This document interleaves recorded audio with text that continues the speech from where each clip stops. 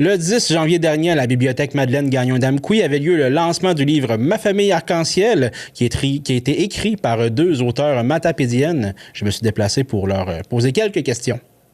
Mélissa, Jessica, merci beaucoup d'être ici avec nous pour donner une entrevue. Ça nous fait plaisir. Ça fait plaisir d'être là. D'où est venue l'idée de, dans le fond, la collection Ma famille arc-en-ciel? Là? Comment ça vous est venu, cette idée-là? En fait, c'est venu du besoin de notre propre famille à la base, de notre garçon qui nous disait tout le temps, ben moi, j'aimerais ça, avoir une histoire avec deux mamans, comme ma propre famille. Puis, on a cherché beaucoup au Québec, puis il y a un seul livre, Ulysse et Alice, qui a été sorti en 2006. C'est le seul livre qui parle d'un enfant qui a des parents du même sexe. Donc là, on s'est dit, wow, il y a vraiment quelque chose, un besoin à combler ici au Québec. Donc, on en a parlé, puis on a décidé de créer nous-mêmes ces livres-là. Et pourquoi une série? On ne voulait pas s'arrêter à un seul livre unique. On voulait vraiment faire vivre une famille homoparentale dans plein de thèmes au quotidien durant la série de 18 livres qui suit celui-là, donc 19 en tout. Okay. Ouais. C'était vraiment pour essayer de normaliser un peu les familles homoparentales ou les familles qui sont juste différentes des familles typiques. Puis le besoin était vraiment à la base pour les enfants chez nous, mais on le sait que ça va être utile pour tous les enfants de toutes les familles. Et vous savez déjà qu'il va y avoir une bonne série de livres là, avec ça. Là. Oui. Si le financement suit, c'est ça. Nous, c'est comme juste un à côté. C'est comme un projet vraiment en surplus là, dans notre vie. Fait qu'on y va doucement selon nos moyens. On est agréablement surprise de la réponse. Oui. Fait que c'est ça, on va voir selon les moyens qu'on aura, l'évolution pour faire sortir le deuxième et après, on va y aller un à la fois. Là. Oui. Ouais. Puis ce que je vais peut-être ajouter aussi, c'est que au Québec, en tout cas en 2021, selon Statistique Canada, il y a 30 000 enfants qui ont des pères, des mères du même sexe, des parents du même sexe. Donc le chiffre a forcément augmenté depuis ce temps-là. Donc on s'était dit aussi qu'on n'était pas la seule famille, en tout cas dans cette situation-là. C'est pour ça aussi qu'on a eu cette volonté de créer un projet qui allait pouvoir être utile à nous, à notre famille, mais aussi à toutes les autres familles au Québec. Exactement. Donc, ça va un petit peu dans la sensibilisation aussi auprès des autres enfants pour normaliser ça, j'imagine. Oui, c'est ça. Puis c'est un de nos buts aussi, là, peut-être, un de nos objectifs qui est comme apparu. C'était pas prévu au début. C'est apparu après d'essayer de voir, parce qu'on a eu des réponses comme quoi que les écoles seraient intéressées peut-être avec des fiches pédagogiques pour chacun des livres. Donc là, c'est ça, on est un peu là-dedans, là, à regarder avec les écoles ce qu'on peut faire. Fait que oui, pour la sensibilisation, c'est sûr et certain. Ouais. Puis là, ce premier livre-là parle de l'arrivée d'un chaton. En fait, y a-t-il une raison un peu pourquoi vous avez été vers cette ligne d'histoire-là, vers l'arrivée mettre en scène un chat un peu? Oui. Mais dans le fond, pour notre premier livre de la série, on voulait présenter la famille et présenter la maison de la famille. Donc, on s'est dit, pourquoi pas utiliser l'arrivée du chaton, comme quoi la famille se présente au chaton et présente sa maison. De façon ludique aussi, là, pour les enfants, tu sais. C'est quand même assez subtil, mais nous, en tant qu'adultes, on le sait très bien que le fait d'amener le chat fait en sorte qu'on va connaître toute la famille, mais les enfants, eux, ils voient ça comme... T'sais, on veut vraiment se rapprocher de ce que les enfants vivent au quotidien et aiment. Puis on est bien placé pour le savoir, avec trois... Ouais, c'est ça. Vous vivez un petit peu, hein? Oui, exactement. Comment est-ce que vous abordez la notion, dans le fond, de la diversité familiale, mais sans tomber non plus dans la moralisation, mais plutôt avec la douceur? Bien oui, parce qu'on ne parle jamais d'homoparentalité dans nos livres. C'est vraiment juste les aventures du quotidien, tout ce qu'il y a de plus normal d'une famille. Donc, c'est ça qui est important pour nous. On ne donne pas de leçons, c'est pas moralisateur du tout. On veut juste une représentation. Tout à fait. C'est ça. C'est juste de donner de la place, donner un petit peu de place à une famille comme la nôtre. Chaque membre de la famille a une personnalité quand même assez définie, je pense, dans votre histoire. Est-ce que certains personnages sont inspirés vraiment de votre vécu? Ou ben non, est-ce que c'est des personnages un peu réels, on va dire? Mais c'est ce qu'on disait tantôt lors du lancement, c'est que je pense que tout artiste va s'inspirer de ce qu'il connaît, qui gravite autour de nous, que ce soit pour la création de livres, pour tout ce qui est dessin, pour la musique même. Fait que oui, il y a un peu de fond de vérité dans on s'inspire de ce qu'on voit autour, des amis aussi, puis des familles autour de nous.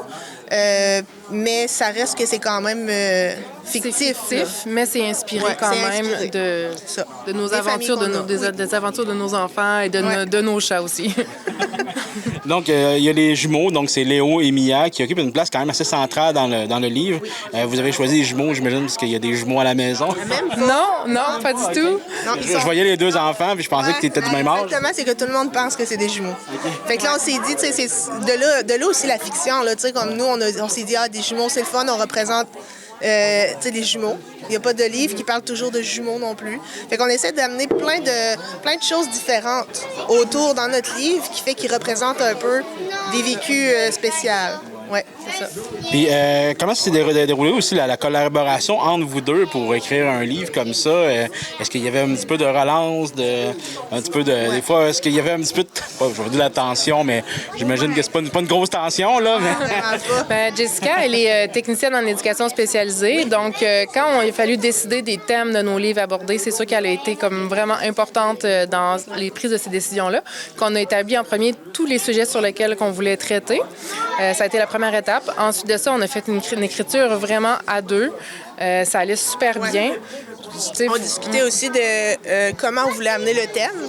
Fait qu'on le faisait comme ça, puis ça a vraiment bien été. T'sais, je pense que c'était le moment, puis ça s'est tellement fait facilement qu'on a rencontré aucune résistance. Tout s'est fait naturellement. Fait que, ouais, ça a super bien été. Comment vous avez travaillé avec l'illustratrice Satoji, donc pour donner cet univers-là? Comment que ça s'est venu, ce lien-là avec l'illustratrice? En fait, on a recherché sur une banque d'illustrateurs au Québec parce qu'on n'en connaissait pas, nous, personnellement. Ouais. Puis on est tombé sur Satoji, qui est une artiste gaspésienne qui vit à Rimouski. Et on a trouvé son portfolio vraiment beau. Les images nous parlaient vraiment, ses dessins, c'était... On dirait qu'on le savait que c'était ça. Ouais. Mais sauf que là, il fallait quand même lui demander. Donc, le Mélissa l'a contacté. On a contacté Satoji, puis on a eu plein d'échanges. Ça a été un long processus. Elle nous a envoyé des esquisses. Ouais. On a répondu à l'affirmative. Ça nous plaisait. Puis ça a été un travail comme ça de longue haleine pendant plusieurs mois. Là, vous avez fondé votre propre maison donc d'édition, les Éditions Blanches. Pourquoi vous aviez choisi ce choix-là plutôt que de vous tourner vers une maison d'édition déjà existante? En fait, on recherchait des maisons d'édition. À la base, on pensait faire affaire avec une maison d'édition, mais on cherchait une entreprise qui porterait vraiment nos valeurs et avec laquelle on pourrait garder notre pleine liberté créative. C'est ça. Puis on a compris qu'avec une maison d'édition, souvent, c'est parfait une maison d'édition là, pour ceux avec qui ça concorde. Mais tu sais, nous, la liberté qu'on voulait avoir pour être sûr de vraiment changer ou pas, de suggestions obligatoires. Mm-hmm. On s'est dit, la meilleure façon, c'est ça. Là. C'est vraiment ça. C'est d'en créer une. Fait que, mais on a recherché, on a fait les recherches, puis on a comme appris à comment ça fonctionne, puis on l'a fait. Oui, on l'a fait. Là, c'est quoi les défis aussi ou les grandes fiertés que vous avez eues à la fois donc, en tant qu'autrice dans ce projet-là? Ben, le défi, c'est sûr, le financement. Là. On se le cachera pas. Oui, c'est vrai. Fait que, tu sais, nous, on y va lentement parce qu'on y va selon les moyens qu'on a. Puis, tu sais, nos familles sont d'une précieuse aide aussi. Ils croient en notre projet. Ça, c'est peut-être le défi. Puis, la plus grande fierté, je pense, ça a été quand on a reçu le premier livre avec les images de notre illustratrice, toutes imprimées, tu sais, qu'on l'avait dans nos mains, là. Puis la plus grande fierté, ça a été le moment où on l'a lu aux enfants, qu'on était assis dans le salon avec eux, puis qu'on l'a découvert avec eux, parce qu'eux étaient nos complices aussi là-dedans, dans ce projet-là. Ils étaient au courant. Donc, c'était beau de voir leur émerveillement dans leurs yeux. Oui, parce que les enfants, ils ont eu quand même un rôle à jouer dans le processus créatif aussi, si je ne me trompe pas. Bien, ils connaissaient le projet depuis le début. T'sais, on leur a demandé au début si ça les intéressait, s'ils aimeraient ça, être dans une histoire, puis qu'ils parlent de deux mamans, parce que c'était leur demande à la base. Puis c'était oui. Fait que quand on est arrivé avec le livre, ils savaient là, de quoi qu'on parlait puis qu'est-ce qu'on leur montrait. Et ils étaient tellement heureux. Ouais, c'était beau à voir. Ouais. Est-ce que vous sentez aussi qu'il y a une ouverture grandissante pour ce type de livre-là au Québec? Eh bien, clairement. Oui, parce ben, que- juste ici, dans notre milieu, ici à Amqui, il y a vraiment une grande ouverture, déjà des éducatrices, des enseignantes. Tout le monde accueille notre projet les bras grands ouverts. Ouais. Puis, tu sais, je sens vraiment pas beaucoup de défis ou de résistance. C'est comme tout va naturel, tout coule de source dans ce projet-là. Comme quoi, je pense que c'était extrêmement nécessaire dans notre société actuelle, un projet comme celui-là. Oui, puis la preuve, c'est que dès qu'on a sorti l'annonce sur nos réseaux sociaux, je peux même pas calculer le nombre de messages qu'on a reçus qui disaient juste « enfin ». Donc, tu sais, il y a beaucoup de familles qui l'attendaient. Ouais. Puis, tu sais, en seulement 2 semaines, il y a déjà des familles de partout, partout au Québec qui ont nos livres entre leurs mains en ce moment. Donc, ça aussi, c'est une super belle fierté. Donc, on est très contents.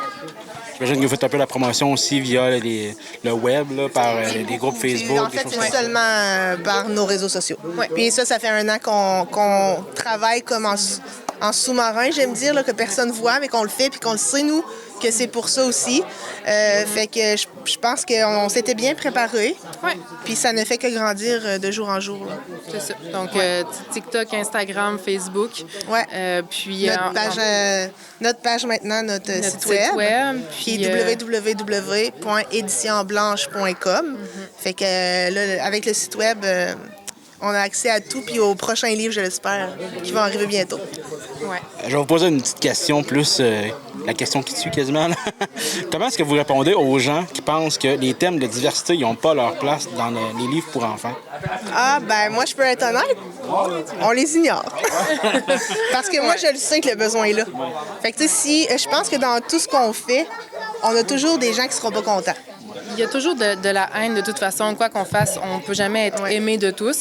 Donc, ça existe, c'est bien présent, mais comme dit Jess, on ne peut que ignorer et ne pas répondre à la haine par la haine. Et qu'on vraiment juste focusser aussi sur les familles, justement, qui nous ont dit enfin, sur les familles qui achètent notre livre, sur tous ceux qui croient en projet. T'sais, on a tellement de commentaires de partout, puis de plein de familles différentes, là, parce que le but n'est pas juste de créer... Tu sais, oui, le livre a été créé pour les familles comme la nôtre, mais aussi, je l'espère, que des familles normatives vont acheter le livre pour faire de la sensibilisation auprès de leurs enfants, parce que c'est grâce à ça aussi que les enfants comme les nôtres vont aller à l'école et se feront plus demander que pourquoi c'est pas comme leur famille à eux. T'sais. La diversité, ça existe en 2026. Là.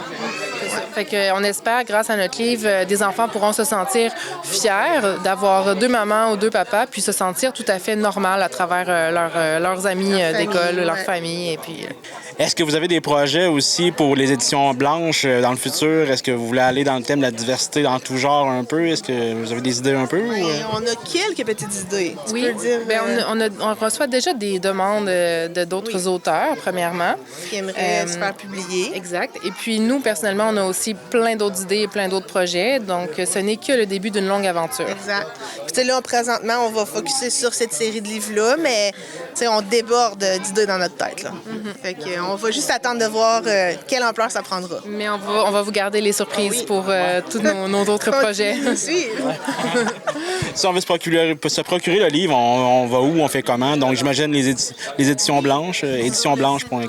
Donc, via notre site web éditionblanche.com et à la librairie Check ça dès maintenant ou dès la semaine prochaine, selon la diffusion de cet épisode. Parfait. Bien, merci beaucoup. Merci à vous. d'être là. Merci beaucoup. Merci. Bye-bye. Bye-bye.